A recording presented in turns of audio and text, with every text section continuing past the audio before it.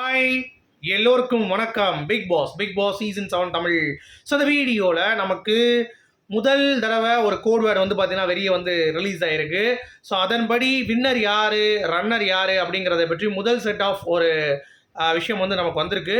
But Vikatan போடுற சோர்ஸில் வந்து பார்த்தீங்க அப்படின்னா 100% வந்து நடக்குமான்னு கேட்டீங்கன்னா நடக்காது. ஆனால் 70% ப்ராபபிலிட்டி இருக்குங்க. 70% அவங்க சொல்கிறது வந்து உண்மையாக தான் இருக்கும் அப்படிங்கிறத நம்ம கணிச்சிருக்கோம். ஏன்னா இந்த வட்டம் அவங்க தான் வந்து மிட்வீக் எவிக்ஷன் ஒன்று இருக்குன்னு சொல்லி சொன்னது. விஜயவர்மா எவிக்ட் ஆகிறதும் அவங்க தான் சொன்னாங்க. பட் அதுக்கடுத்து 2 மிட்வீக் எவிக்ஷன் இருக்கும் அப்படின்னு சொல்லி சொன்னாங்க. பட் அது இல்லை, அது வந்து பொய்யாயிடுச்சு.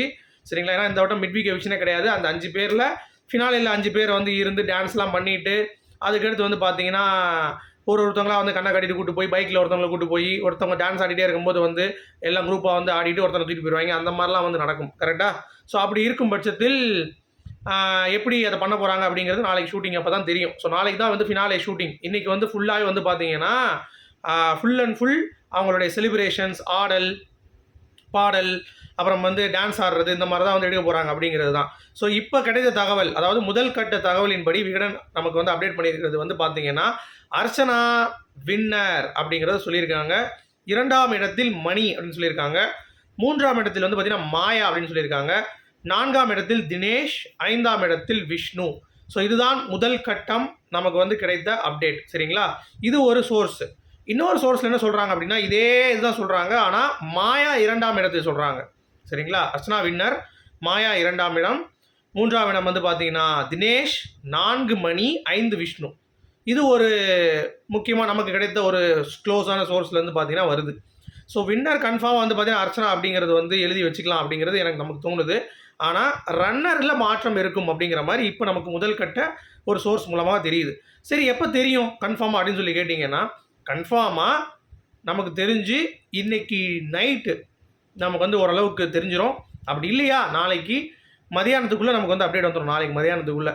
ஏன்னா போன வருஷம்லாம் 4:30 மணிக்கு வந்துச்சு. 4:30 மணி வரைக்கும் யாருன்னு அப்படின்ற மாதிரி ஆகிடுச்சு. பட் இந்த வட்டம் அந்த எக்ஸ்பெக்டேஷன்ஸ் வந்து கண்டிப்பாக இருக்குமா இல்லை உடையுமா அப்படிங்கிறது இல்லை. ஏன்னா இந்த வட்டம் சீசனில் வின்னர் ரன்னர் வந்து அவ்வளோ எக்ஸ்பெக்டேஷன் இல்லை. இந்த சீசனே மக்கள் மத்தியில் வந்து பார்த்தீங்கன்னா அந்தளவுக்கு இம்பாக்ட் வந்து கிரியேட் பண்ணல ஆஃப்டர் பிரதீப் போன பிறகு. அதனால் இது வந்து ஈஸியாக சீக்கிரம் செலக்ட் பண்ணிடுவாங்கன்னு நினைக்கிறேன். ஸோ இதுதான் வந்து பாயிண்ட்டு. நிறைய பேர் சொல்கிறதும் வந்து மாயா விஷ்ணு வெளியேறியிருக்காங்க அப்படின்ற மாதிரி. ஸோ அதற்கு வாய்ப்பே இல்லை. மாயாவை கடைசி வரைக்கும் எடுத்துகிட்டு வந்து அப்போ தான் ஷோ பார்ப்பாங்க அப்படின்றதற்காக எவிக்ட் வந்து பண்ண மாட்டாங்க. ஸோ 105 நாட்கள் மாயா வந்து கண்டிப்பாக இருப்பாங்க.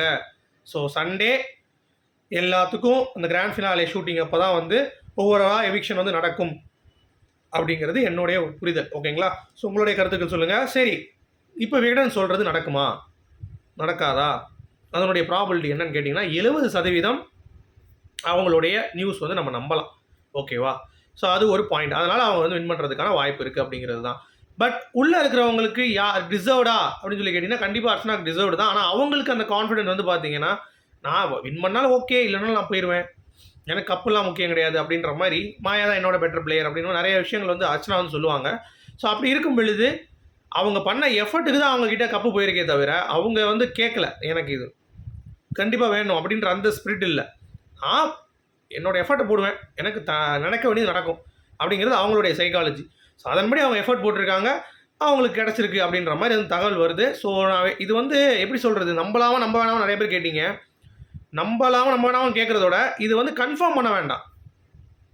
ஓகேங்களா? இது வந்து வச்சுருங்க. ஓகே, இது வந்து இப்படி வந்திருக்க வீடனில் இப்படி பேசியிருக்காங்க, அவ்வளோதான். மற்றபடி நம்ம அதை ரொம்ப டீகோட் பண்ணிகிட்டு இருந்தோம், நமக்கு தான் வந்து பைத்தியம் பிடிக்கும். அதனால் நான் அடுத்து யார் இப்போ ரிவ்யூவர்ஸ், கப்பல் ஆஃப் ரிவ்யூவர்ஸ் இருக்காங்க, அடுத்து அப்டேட் கொடுக்குறவங்க இருக்காங்க, வரிசையாக அடுத்தடுத்து நியூஸ் வந்துடும். ஸோ வந்துச்சுன்னா நான் உங்களுக்கு வந்து அப்டேட் பண்ணுறேன். ஸோ இப்போதைக்கு அர்ச்சனா ஃபேன்ஸ் நீங்கள் கொஞ்சம் ஹாப்பியாக இருக்கக்கூடிய ஒரு தருணம்.